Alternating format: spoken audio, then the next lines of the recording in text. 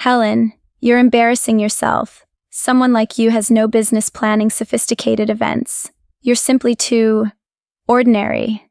Madison's words sliced through the crystal chandeliered ballroom like a blade dipped in honey, sweet enough to sound concerned, sharp enough to draw blood. Every vendor in the room stopped breathing. The wedding coordinator's pen froze mid-signature. Even the flowers seemed to wilt under the weight of such exquisite cruelty delivered with a smile. I stood there, holding my breath, as my future daughter-in-law systematically dismantled my worth in front of Newport Beach's most elite event professionals. I'm Helen Richardson, 58 years old, and for the past 23 years I've poured my heart into building Rosewood Estate from a weathered dream into one of California's most sought-after wedding venues. But in this moment, listening to Madison explain why I don't belong here, I felt like a stranger in the space I'd created with my own hands. Not every assassination leaves visible wounds. The afternoon light streaming through floor-to-ceiling windows suddenly felt harsh, exposing every wrinkle, every flaw, every reason I apparently didn't belong in this ballroom where I'd hosted over 1,000 celebrations, where I'd held countless brides' hands through nervous moments, where I'd turned other people's dreams into unforgettable realities. It's nothing personal, of course, Madison continued, her voice dripping with the kind of pity reserved for the hopelessly outclassed. But Tyler's wedding requires a level of sophistication that, well, let's just say it needs someone who understands luxury standards. The venue contract burned in my purse like a secret weapon I couldn't yet reveal, but watching my son's face crumple with embarrassment, not for her behavior, but for his mother's apparent inadequacy, I felt something inside me shatter like expensive crystal hitting marble floors. Madison, perhaps we should... Tyler started weakly. No, darling. This is exactly what we discussed. She cut him off with surgical precision. Your mother means well, but planning a celebration of this caliber requires expertise she simply doesn't possess. We can't let sentiment compromise excellence. Sometimes the cruelest words come gift-wrapped in concern. The florist, Antonio, shifted uncomfortably, his eyes darting between the woman dismissing me and the Persian rugs beneath our feet, rugs I'd personally selected when we renovated this ballroom.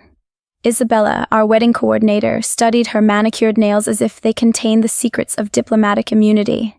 I understand your concerns about maintaining standards, I managed, my voice steady despite feeling like I was drowning in public humiliation. Though I'm curious about your specific experience with luxury venue coordination. Madison's laugh tinkled like breaking glass. Oh, Helen, experience isn't just about time, it's about understanding what sophistication actually means. Some people are simply born with refined taste, and others... She let the sentence hang like a noose, her gesture encompassing everything about me that apparently fell short. Grace under pressure isn't silence. It's choosing your moment to speak. Tyler looked like he wanted the floor to swallow him whole. My own son, the boy I'd raised to see beauty in dandelions and magic in fairy houses, was now mortified by the woman who'd built gardens for his childhood wonder and ballrooms for his future joy. What Madison means, Tyler said carefully, each word chosen like he was diffusing a bomb, is that she has a very clear vision for contemporary luxury, and we want everything to be appropriate. Appropriate. The word landed like a slap. When had my love become inappropriate for my own son's celebration? The silence stretched until it screamed. Vendors who'd worked with my family for years exchanged glances heavy with secondhand embarrassment. This wasn't just wedding planning drama, this was a public execution disguised as event coordination. Perhaps I should clarify something, I said quietly, reaching into my purse for the leather folder that would soon redefine everything Madison thought she knew about who belonged in sophisticated spaces. The most sophisticated response is often the simplest. Knowing exactly who you are when everyone else insists you're someone different. Actually, Helen, Madison interrupted with the confidence of someone delivering a final blow. I think we've clarified enough. Tyler and I need to work with vendors who understand the difference between amateur family involvement and professional luxury coordination. I'm sure you can appreciate that we're trying to create something truly special here. The room held its breath. 23 years of building dreams for other families, and here I was being told I didn't understand the business I'd literally built from the ground up. The wedding industry professionals around us knew something was fundamentally wrong with this picture, but no one dared speak. When dignity prepares to speak, chaos tends to get very, very quiet. Madison, I said, opening the folder with movements deliberate as a chess master revealing checkmate. before we discuss who's qualified to coordinate celebrations at Rosewood Estate, perhaps you'd like to meet the actual owner." The words dropped into the perfect silence like stones into still water, creating ripples that would soon become tsunamis. Madison's confidence flickered, just for a moment before her smile reassembled itself with renewed determination. "I'm sorry, what did you say?" The afternoon light shifted, catching the crystal chandelier above us and scattering rainbows across walls that had witnessed thousands of love stories but never a moment quite like this one.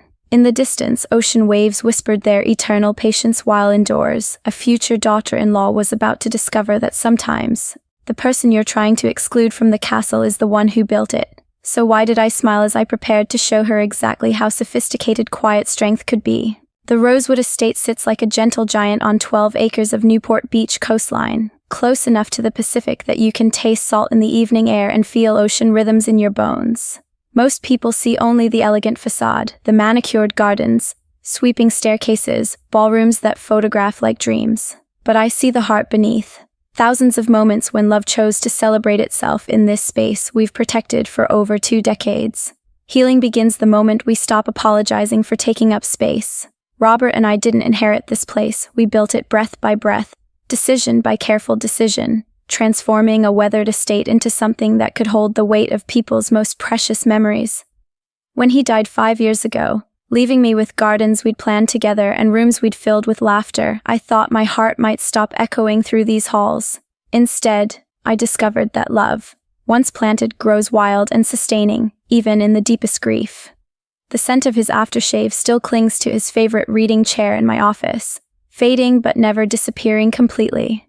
Love planted with patient hands grows into beauty that outlasts the planters. Madison arrived in Tyler's life like spring after harsh winter, all bright promise and fresh beginnings. She was everything I'd dreamed for my son, intelligent, ambitious, stunning in ways that make hearts skip. Her marketing degree from USC impressed me. Her work at a Beverly Hills lifestyle firm spoke of creativity and drive. "Mom, Madison has incredible vision for celebrations," Tyler had told me during their engagement dinner, his face glowing with happiness that makes mothers forget every worry they've ever carried.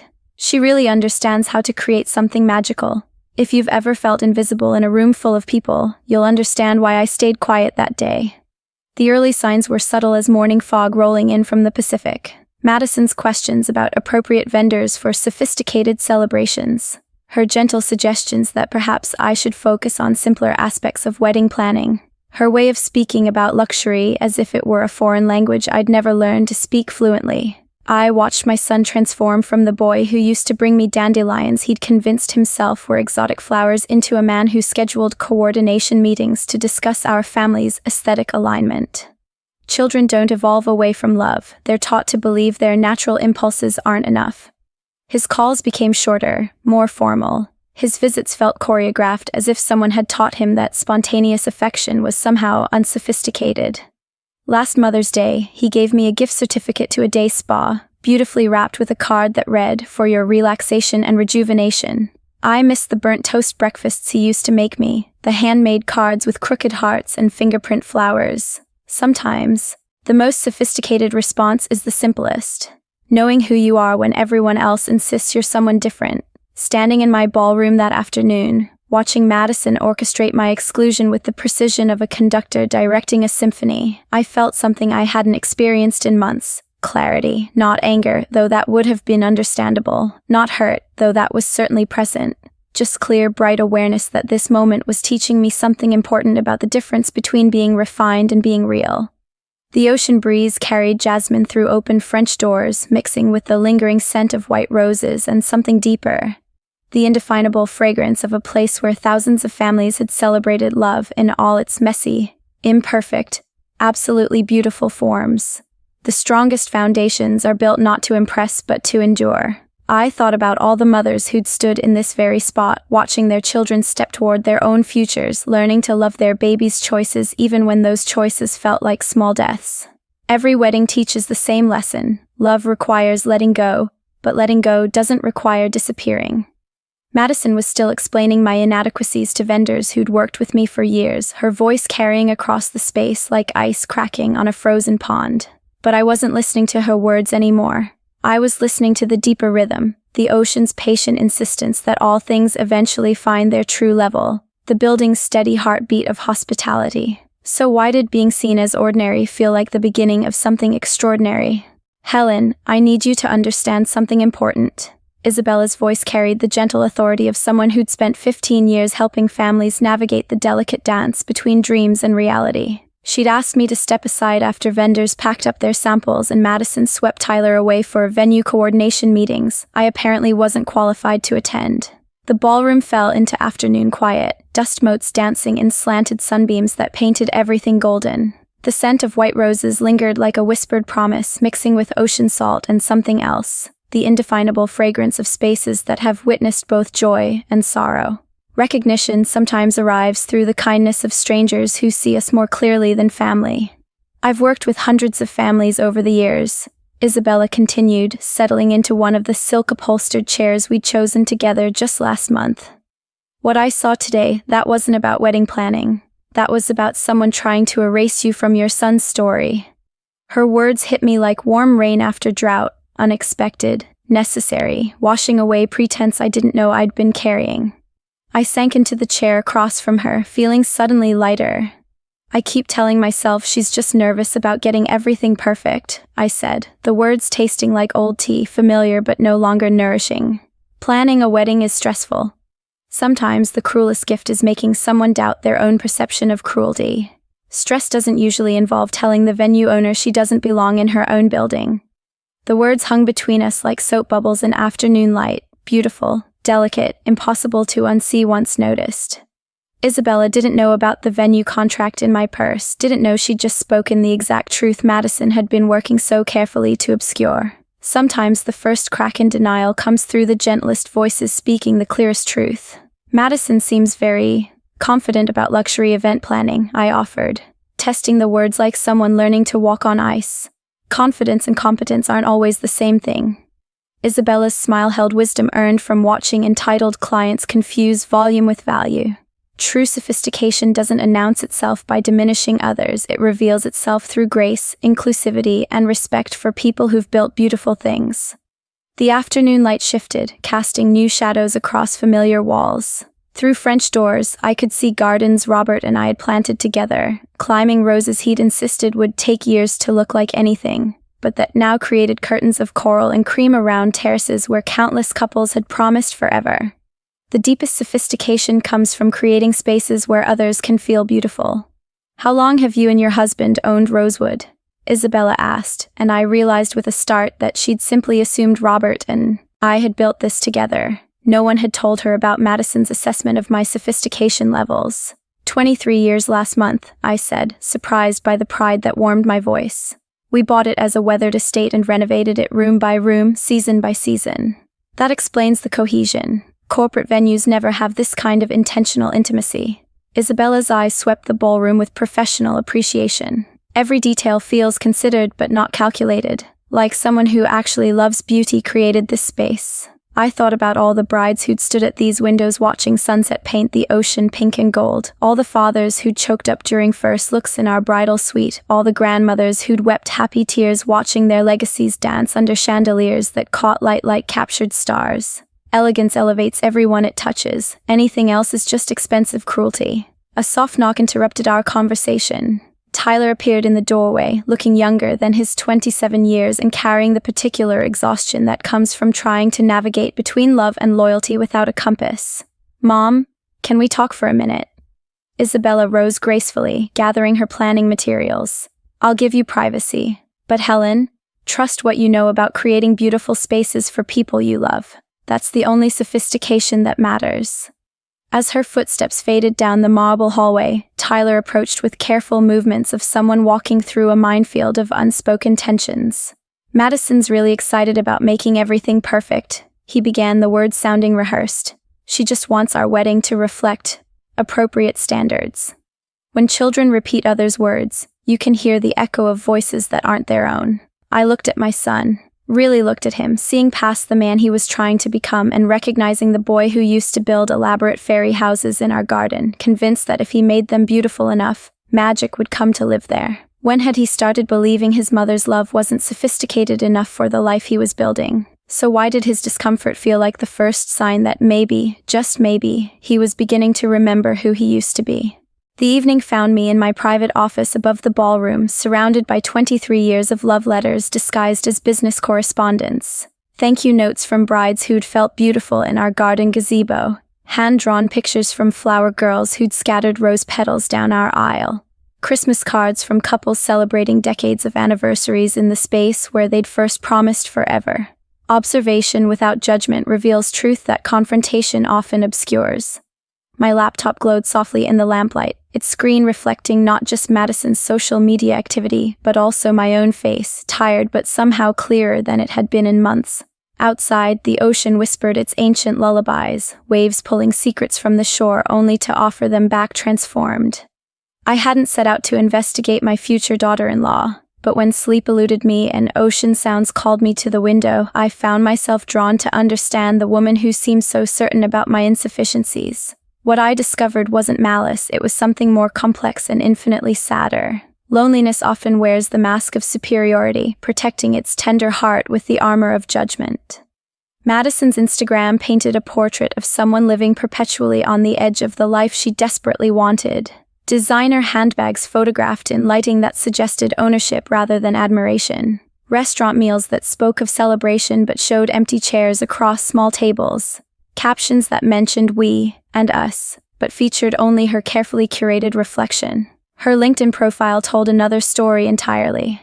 Marketing coordinator at Beverly Hills Lifestyle Solutions, a company specializing in aspiration coaching and luxury lifestyle alignment. But buried in the deeper content, I found something that made my heart ache rather than anger. An article she'd written titled "Belonging in Spaces That Weren't Built for You." Sometimes the cruelest people are those who've been taught that kindness is weakness and belonging is something to be earned rather than given. Her words spoke of feeling perpetually on the outside of elegant spaces, studying sophistication like a language she'd never been taught to speak fluently, working twice as hard to earn half the recognition in rooms where others seemed to breathe rarefied air effortlessly. The deeper I read, the clearer Madison's pattern became. She wasn't malicious. She was terrified. Terrified of not measuring up, not belonging, not being worthy of the love she'd found with Tyler. Her exclusion of me wasn't about my inadequacies. It was about her desperate need to establish herself as the sophisticated woman she believed Tyler deserved. What we broadcast isn't always what we believe. Sometimes it's what we hope believing will make real. A soft knock on my office door interrupted my late-night revelations. "Mom?" Tyler's voice carried through the old wood, uncertain but hopeful. I saw your light on. I opened the door to find my son holding 2 cups of tea, steam curling between us like visible prayers. The jasmine scent reminded me of nights when he was small and couldn't sleep, when we'd sit on the garden swing and I'd tell him stories about fairies who lived in the rose bushes. Love doesn't disappear, it sometimes gets buried under layers of other people's fears. I brought peace offerings, he said with a smile that looked almost like his old self. Remember how you used to say tea fixes everything that words can't? We settled into the chintz armchairs Robert had insisted belonged in my office. Too feminine for business, he'd teased, but perfect for conversations that mattered more than contracts. The ocean's rhythm provided soundtrack for comfortable silence. Madison's really nervous about everything being perfect, Tyler said finally, his words careful as someone testing ice. She's never planned anything this elaborate before. Truth spoken with love creates space for healing that demands spoken with fear never could. I sipped my tea and watched steam spiral toward the ceiling, carrying with it all the responses I could have made about expertise and ownership and feelings hurt beyond easy repair. Instead, I found myself thinking about the young woman downstairs, probably lying awake in Tyler's childhood bedroom, terrified that she wasn't enough for the life she'd stumbled into. "Tell me about what makes her happy," I said instead, surprising us both. Tyler's face softened like morning light touching water. She lights up when she talks about creating beautiful things. She spent hours researching venue options, not because she was trying to exclude you, but because she wanted everything to be worthy of us. When love speaks through another's voice, we can sometimes hear truth that direct conversation obscures. "And what makes you happy about her?" "She sees potential in everything, including me." His smile carried the wonder of someone who discovered himself reflected in another's eyes and found the reflection beautiful. But Mom, I never wanted you to feel less than enough. Healing begins when we name the wound without needing to assign blame for the cutting. I don't think she meant, Tyler began, then stopped, honesty overtaking diplomacy. I think she's scared she doesn't belong, so she's trying to make sure she does by making someone else not belong instead. He nodded, looking young and tired and hopeful all at once. How do we fix this, Mom? So why did the question feel less like a problem to solve and more like an invitation to love larger than fear? The morning light filtered through my bedroom curtains like watercolor bleeding across canvas, soft and forgiving in ways that human interactions rarely are. I'd spent the night in that liminal space between sleep and waking, Tyler's question echoing through my dreams.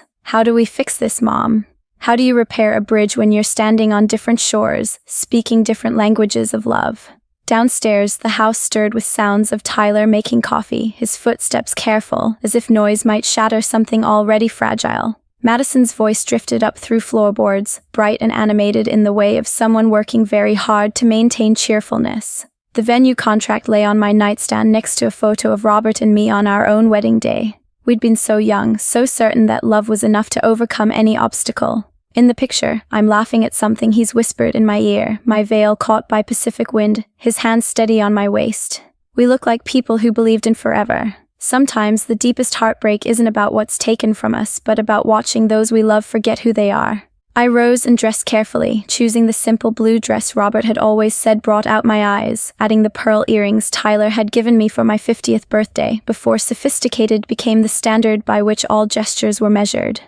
Downstairs, Madison was spreading planning materials across my kitchen table, the same scarred oak surface where Tyler had done homework, where Robert and I had shared countless quiet breakfasts, where I'd signed the papers that made Rosewood Estate ours. Now it was covered with glossy brochures for flowers I'd never chosen, menu samples for tastings I hadn't been invited to attend. When kindness becomes a weapon, every gentle word cuts deeper than honest cruelty. Good morning, I said softly, and watched Madison startle as if she'd forgotten other people lived in this house. Helen, perfect timing. Her smile blazed with the intensity of someone maintaining a performance that required enormous energy. Tyler and I were just reviewing the final vendor selections. Everything's falling into place beautifully. Tyler looked up from his coffee, his eyes carrying shadows that spoke of sleepless hours wrestling with loyalties he shouldn't have had to choose between. Mom, Madison's been amazing. She's coordinated everything so we don't have to worry about details. The words landed like stones in still water, rippling outward with meanings neither had intended. Details. Was that what I'd become in my own son's story? A detail to be managed rather than a mother to be cherished. The moment we start explaining away someone's childhood joy, we lose something irreplaceable about who they really are. Madison's laugh tinkled like wind chimes in a gentle breeze, beautiful, but somehow empty of real music. It's what I do. Creating sophisticated celebrations is my passion. She gestured toward brochures showcasing elaborate floral arrangements, 7-course tasting menus, orchestras where Tyler and I had always imagined a simple acoustic guitar. These roses are lovely, I said, touching a photograph of arrangements that would cost more than most families spent on entire weddings. Though I remember when Tyler was small, he said wedding flowers should smell like happiness, not look like magazines. The silence that followed carried the weight of two different worlds colliding. Madison's smile flickered like a candle in wind before reassembling itself with renewed determination. Children's perspectives are sweet, but sophisticated celebrations require adult understanding of aesthetic impact. Her voice carried patient education, as if I were a student needing remedial instruction in my own son's preferences. I looked at Tyler, searching his face for traces of the boy who'd insisted on dandelion bouquets because wishes should be in every wedding. When had his eyes stopped holding space for magic? Do you still believe in making wishes on dandelions? I asked him quietly. The question landed in the busy morning like a stone through glass. Tyler's face softened with surprise, then something deeper, recognition of a part of himself he'd perhaps forgotten existed. Sometimes loving someone means grieving the person they're choosing not to be. He looked between Madison's expectant brightness and my gentle curiosity. I guess I haven't thought about that in years. Dandelions are weeds, Tyler. Madison's laugh held the sharp edge of someone redirecting conversation away from dangerous territory. Our celebration needs to reflect sophisticated tastes, not childhood nostalgia. And there it was, the exact moment I understood what was breaking my heart. It wasn't Madison's assessment of my refinement or her exclusion from wedding planning. It was watching my son slowly disappear beneath layers of someone else's vision of who he should become. The boy who'd built fairy houses in our garden had grown into a man who'd forgotten that believing in magic wasn't childish. It was the most sophisticated perspective of all.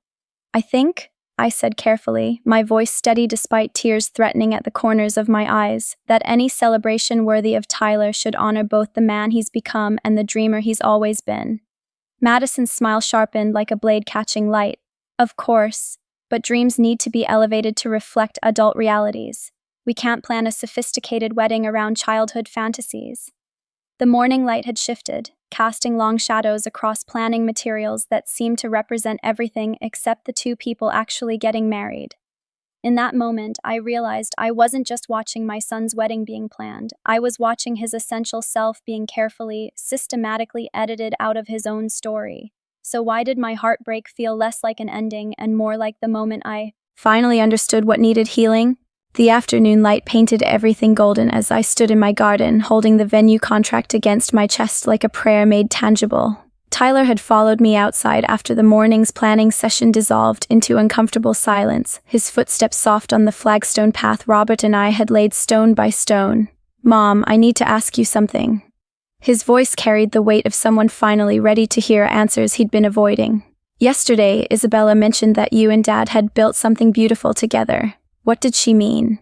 Truth shared in gardens grows differently than truth forced in formal rooms. It takes root gently, nourished by love rather than watered by pain. The climbing roses released their perfume into air thick with possibility and approaching storm clouds. In the distance, ocean waves provided their eternal soundtrack of persistence and patience. I thought about all the moments I'd waited for this question, all the opportunities I'd had to speak that I'd let pass. "Your father and I didn't just renovate Rosewood Estate," I said quietly, settling onto the swing he'd loved as a child. "We created it.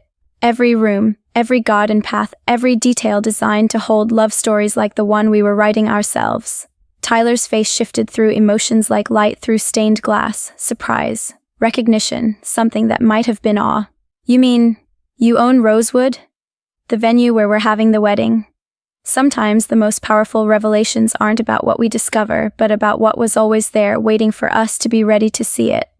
I unfolded the contract, its pages worn soft from years of handling, signatures still clear despite decades of Newport Beach salt air. 23 years last month. Your father used to joke that we'd built a love letter to celebration itself. Tyler sank onto the swing beside me, the same spot where we'd shared countless conversations about everything and nothing.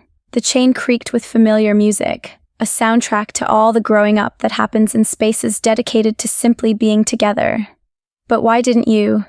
When Madison was talking about venue coordination and sophistication and... His voice trailed off as understanding painted itself across his features. She was explaining luxury standards to the person who literally created the luxury space. Wisdom chooses elevation over diminishment, always. The ocean breeze carried jasmine and salt, memories and possibilities. I thought about all the brides who'd sat in this garden, processing their own revelations about love and family and the stories we tell ourselves about who we are and where we belong. "Do you remember what you told me about wedding flowers when you were 8? I asked gently. His smile bloomed slow and genuine. That they should smell like happiness, not look like magazines. The memory seemed to unlock something in his face, returning animation that had been carefully edited out over recent months. "Madison's not wrong about sophistication having value," I continued, surprising us both with words that defended rather than attacked. "But there are different kinds of sophistication. There's the kind that impresses, and the kind that includes. There's the kind that elevates the person displaying it, and the kind that lifts everyone it touches." Tyler was quiet for a long moment, watching wind play through roses that had climbed these arbors since before his first memories. When he spoke, his voice carried the tentative hope of someone rediscovering his own preferences. "Love that requires you to audition for acceptance isn't love. It's performance anxiety dressed up in promises." "I've been feeling like I was disappearing," he admitted. Like every conversation about the wedding was about becoming someone I didn't recognize. Someone more worthy, I guess. Worthy of what? Of her love. Of the life she's envisioning for us. He turned to face me, his eyes holding pain that made my chest ache. She works so hard to make everything perfect. I started thinking maybe I needed to work harder to be perfect too. The words hung between us like soap bubbles. Beautiful, fragile, impossible to unsee once noticed. This wasn't about venue ownership or wedding planning authority. This was about a young man learning to love someone who'd forgotten that love is supposed to feel like coming home, not like constant auditions for worthiness. Tyler, can I tell you what your father taught me about sophistication? I pulled out my phone and showed him a photo from our own wedding. Young, laughing, dancing barefoot in sand because formal shoes seemed too important for the moment when joy demanded celebration. Real elegance isn't about impressing people who don't matter. It's about creating space where people who do matter can be completely themselves. He studied the photo, then looked around the garden we'd all helped create. Tyler contributing painted rocks and ambitious vegetable patches, Robert insisting on fruit trees. For the grandchildren we'll spoil someday, me adding flowering vines that would take years to establish but decades to appreciate fully. Madison's scared, he said finally, and I felt something shift in my chest. Not vindication, but recognition of shared humanity. She talks about her childhood sometimes, always feeling like she was on the outside of beautiful spaces, pressing her nose against windows of lives she couldn't access. Fear of not belonging often expresses itself as aggressive claiming of space, even when that claiming requires pushing others out. And now she's found her way inside the most beautiful space she's ever seen, I said slowly, understanding beginning to bloom like roses after rain. Of course she's terrified someone might ask her to leave. Tyler's nod carried relief that comes from naming complicated truths. But Mom, the way she's been treating you hurts, I finished. Honestly. But hurt people often hurt people, especially when they're trying to protect something precious they're afraid of losing. The afternoon light was shifting, painting the garden in shades of forgiveness and possibility. In the distance, I could see Madison silhouetted in the kitchen window, probably wondering where her fiancé had disappeared to. Healing begins when we choose understanding over being understood, compassion over being right. So what do we do? Tyler asked, echoing his question from the night before, but now his voice carried hope rather than desperation. I folded the venue contract and slipped it into my pocket, no longer a weapon to wield but simply a reminder of what love can build when it's given time and patient hands. We create space for everyone to belong, I said simply, even when they've forgotten how to believe they're worthy of belonging. So why did the most powerful revelation feel less like winning and more like finally understanding what the real celebration should honor? The evening brought us together in my kitchen, 3 people learning to navigate the delicate geography between heartbreak and healing. Madison sat at my table with the particular stillness of someone whose world had been gently but completely reconfigured. Tyler moved between us like a diplomat in his own family, pouring tea with hands that carried the careful attention of someone trying to build bridges. When pretenses fall away, what remains is either nothing or everything, and the choice is always ours. Madison hadn't spoken since Tyler brought her inside, her designer composure replaced by something more fragile and infinitely more real. Her hands wrapped around the ceramic mug I'd offered, the same simple pottery Tyler had made in middle school art class, imperfect and beautiful in ways that couldn't be purchased or performed. I need to say something, she whispered finally, her voice carrying the raw honesty of someone who'd spent months exhausting herself with performance and finally remembered how to speak simply. I don't know who I've been these past months. I don't know who that person was who stood in your ballroom and tried to make you invisible in your own space. Courage isn't the absence of fear, it's choosing authenticity even when vulnerability feels like standing naked in a snowstorm. The kitchen filled with the kind of silence that holds space for truth-telling, the ocean's rhythm providing background music for words that needed witness rather than response. I grew up poor, Madison continued, tears making tracks through carefully applied makeup that no longer served any purpose. Not struggling artist poor or temporarily displaced poor, actually poor. The kind where you learn to study rich people like anthropologists, memorizing their languages and customs because survival depends on successful imitation. Tyler reached for her hand, his face carrying the tender concern of someone seeing his beloved clearly for perhaps the first time. Madison, you never told me. Sometimes the most sophisticated act is admitting we've been performing sophistication. Because I thought you'd leave. Her laugh held bitter recognition. I thought if you knew that I'd learned sophistication instead of inheriting it, if you knew I was performing rather than being, you'd realize you deserved someone who belonged in your world naturally. I found myself leaning forward, drawn by the courage it takes to dismantle carefully constructed personas in front of people whose love you're terrified of losing. Madison, what made you think Tyler's world was about performing rather than being authentic? She looked around my kitchen, the mismatched chairs Robert and I had collected over decades, the windowsill herbs Tyler had helped plant as a child, the refrigerator gallery of family photos spanning generations of imperfect, beautiful, absolutely real moments. Real wealth isn't about possessing beautiful things, it's about creating spaces where beauty can breathe, grow, exist, without permission. Because this, she gestured toward the warm imperfections surrounding us, this kind of beauty, I'd never seen it before. I thought luxury meant perfection, performance, everything exactly right all the time. I thought love was something you earned by being worthy enough rather than something that accepts you as you are. Tyler's voice when he spoke carried wonder rather than judgment. But Madison, this is exactly why I love you. Not because you're perfect, but because you see potential everywhere. Because you want to create beauty. Because you try so hard to make everything meaningful. Love multiplies when shared, like light from a candle that can ignite 1,000 others without diminishing itself. But I tried to erase your mother from that meaning, Madison said, turning to face me with eyes that held genuine horror at her own behavior. Helen, you built this place. You created the space where Tyler wants to celebrate our love, and I tried to exclude you because I was terrified there wasn't room for both of us in his heart. The recognition hit me like morning light through windows, sudden, warming, illuminating. Oh, sweetheart, hearts aren't real estate. They don't have limited space requiring strategic allocation.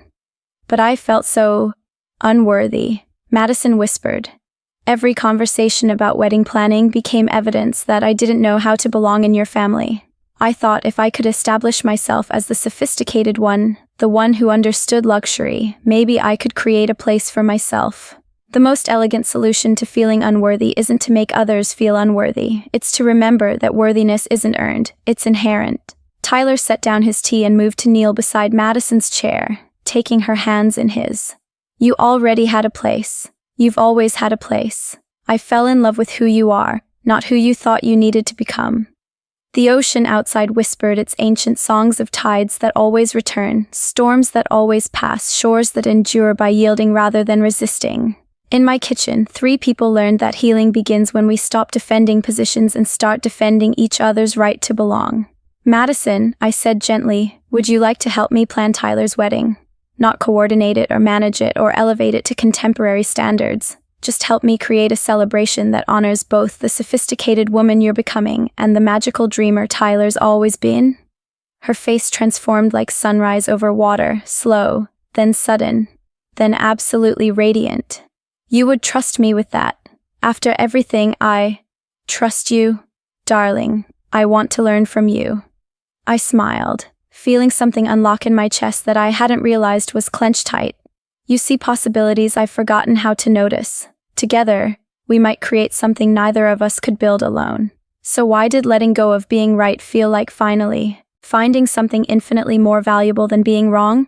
The weeks that followed brought a different kind of planning to Rosewood Estate, slower, warmer, infused with laughter that bubbled up from authentic joy rather than performed enthusiasm. Madison and I met most mornings in the garden, sharing coffee and discovering that collaboration created beauty neither control nor surrender could achieve alone. Justice isn't always about who wins, sometimes it's about everyone learning to play a completely different game. What if we combine them? Madison suggested one Tuesday morning, holding up 2 apparently incompatible floral arrangements, my simple garden roses alongside her elegantly architectural orchids. The sophistication you understand with the sophistication I'm learning? We'd been working together for 3 weeks, and Madison had begun speaking differently, less performance, more curiosity. She'd returned to her natural enthusiasm, the kind that asks, what if, instead of declaring, it must be. Real sophistication doesn't eliminate other forms of beauty. It creates space for beauty to exist in all its magnificent variety. Show me what you're thinking, I said, and watched Madison's face light up with the particular joy of someone whose creativity had been given permission to breathe. She arranged the flowers with movements that spoke of both learning and instinct, creating combinations that somehow honored tradition while embracing innovation. The roses provided warmth and fragrance, happiness made visible. The orchids added structure and elegance, dreams made architectural. Together, they created conversations between different languages of beauty. Madison, this is extraordinary. I meant it completely. You're not just combining flowers, you're creating visual poems. When people feel safe to be authentic, they reveal capabilities that performance always obscures. Her smile held the confidence of someone remembering her own gifts. You taught me that beautiful doesn't have to mean intimidating, and Tyler taught me that meaningful trumps perfect every time. Isabella arrived for our final planning meeting carrying approval that radiated from her professional soul. Over the past weeks, she'd witnessed something she'd never seen in 15 years of luxury event coordination. A wedding being planned by people who actually liked each other. I have to ask, Isabella said, reviewing planning materials that somehow captured both elegance and warmth, sophistication and authenticity. How did you transform a venue conflict into this level of collaborative beauty? Madison and I exchanged glances that held months of discovery. We stopped competing for space and started creating more space, I said. And we realized that defending our positions was keeping us from exploring our possibilities, Madison added. The most powerful revolution is often the quiet one, when people choose understanding over being understood, connection over control. Tyler joined us as afternoon light painted, everything golden, carrying flowers he'd picked from the garden. A mix of garden roses and wildflowers, sophisticated blooms and dandelion wishes. His smile held the particular peace of someone whose important people had learned to love each other.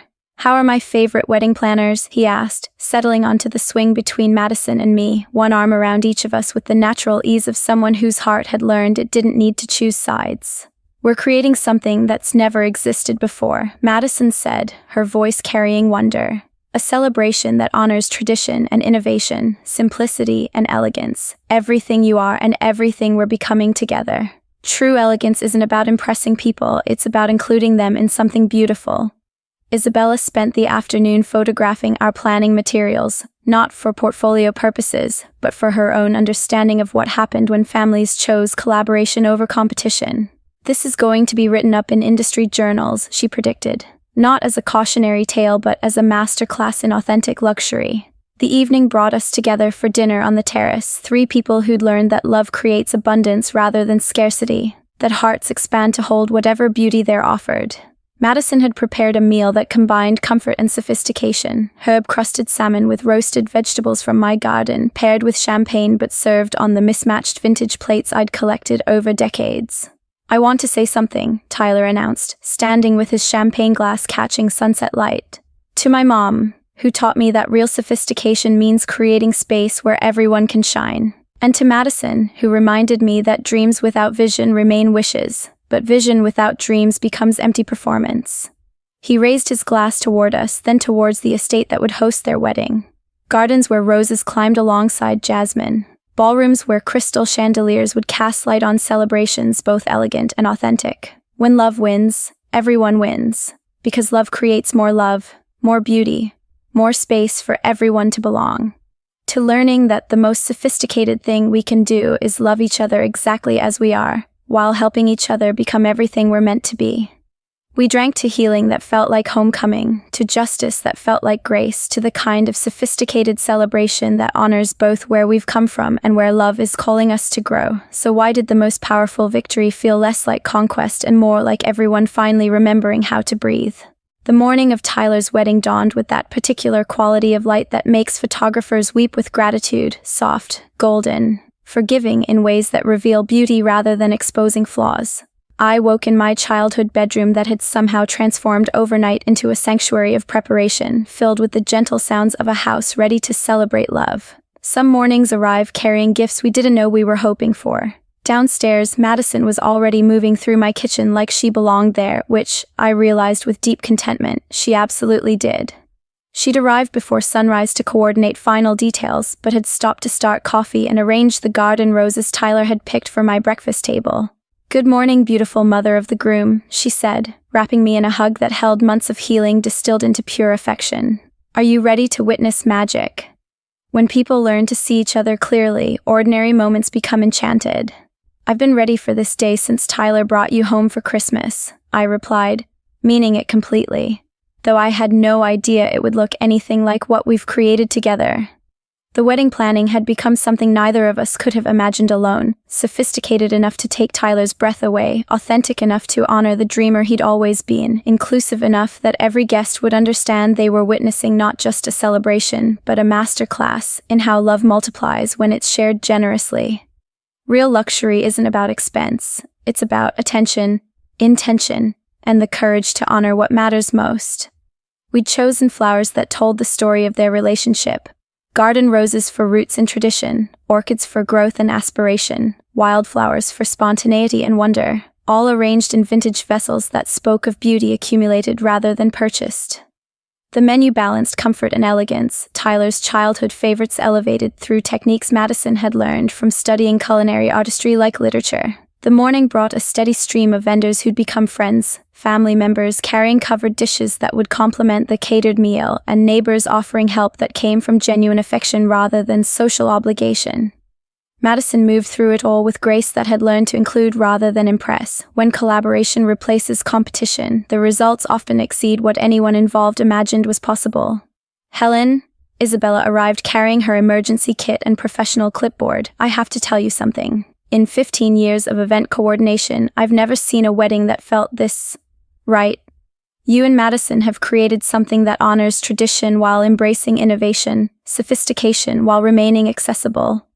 Tyler appeared in the doorway wearing his tuxedo and his grandfather's pocket watch, looking like someone who'd remembered how to inhabit his own skin comfortably. Ladies, I have a confession. I've been watching you work together for weeks, and I think I'm more excited about what you've built together than I am about getting married. Madison laughed, adjusting his boutonniere with movements that spoke of both love and artistic vision. That's because what we built together is exactly what makes your marriage possible. We learned to love each other not in spite of our differences, but because of what our differences create when they collaborate. The most sophisticated truth. Love multiplied is love multiplied. Never love divided. The ceremony took place in the garden at sunset, surrounded by climbing roses that Robert and I had planted decades earlier and new jasmine Madison had chosen for fragrance that would create memories. Tyler and Madison had written vows that honored both tradition and innovation, speaking promises that acknowledged their individual gifts while committing to collaborative growth. Madison, Tyler said, his voice carrying across the garden like music. You taught me that sophistication isn't about perfection. It's about creating beauty that lifts everyone it touches.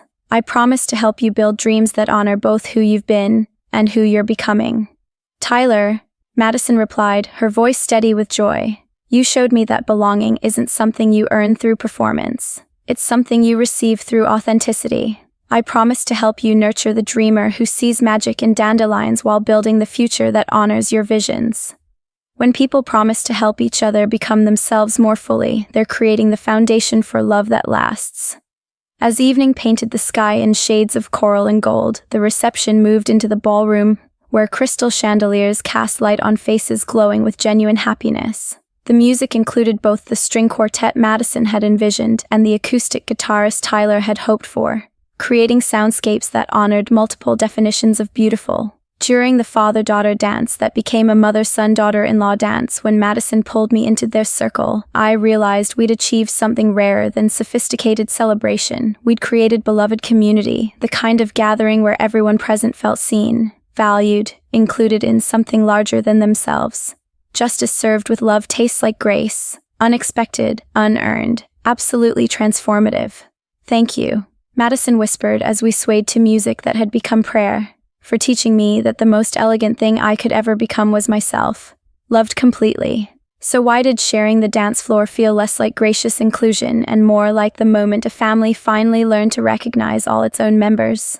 1 year later, the afternoon light slants through my office windows differently now, warmer somehow, as if joy has changed the molecular structure of illumination itself. Madison sits across from me reviewing plans for her first independent event coordination project, her confidence quiet and steady rather than performed and brittle. Real transformation doesn't announce itself with fanfare, it reveals itself through changed patterns of being. I keep thinking about what you said that first day we worked together, she muses, arranging fabric samples that somehow honor both elegance and accessibility. About sophistication creating space for beauty rather than eliminating competition. It's become my entire philosophy. Her business cards read Celebrations by Madison, where every love story finds its voice, and her client testimonials speak of someone who helps families discover their own authentic style rather than imposing predetermined standards. When we stop performing worthiness, we discover we were worthy all along. Tyler appears in the doorway carrying coffee and the particular smile of someone whose marriage has become daily proof that love grows when nourished by mutual recognition rather than mutual admiration. How are my favorite business partners? He'd been right to guess that Madison and I would collaborate beyond his wedding. Our friendship had grown into professional partnership as natural as roses climbing arbors, Madison's vision and my resources creating celebrations that honored both tradition and innovation. The most unexpected gifts often come disguised as problems requiring creative solutions. We're designing a celebration for the Patel family. I tell him. Their daughter wants contemporary elegance, their parents want traditional elements, and everyone wants to feel honored. Madison's figured out how to create visual conversations between different cultural languages of beauty. This is what healing looks like. Not the absence of difference, but the presence of space for differences to create something richer than uniformity. Madison has become an artist of inclusion, someone who sees potential bridges where others see incompatible preferences. True sophistication doesn't eliminate cultural differences, it creates beautiful spaces where all forms of love can celebrate themselves. I have something to show you both, Tyler says, pulling out his phone with the excitement of someone about to share wonderful news. The article about our wedding philosophy just went viral. Brides everywhere are asking for the Newport Beach approach to planning, collaboration over competition, authenticity over performance. The article had captured something that apparently resonated across demographics, the revolutionary idea that weddings should reflect the people getting married rather than aspirational versions of who they think they should become. Revolutionary ideas often sound remarkably like ancient wisdom. Be yourself, love each other, create beauty together. Speaking of beautiful news, Madison says, her hand moving unconsciously to her still flat belly, we have an announcement to make. The joy that fills my chest feels like sunshine after storm, warming places I hadn't realized were still cold. A grandchild? Due in October, Tyler confirms, his face carrying the wonder of someone who's received an unexpected gift. And we've already talked about what kind of celebration we want when they arrive, something that honors tradition while making space for whatever unique, beautiful soul is joining our family.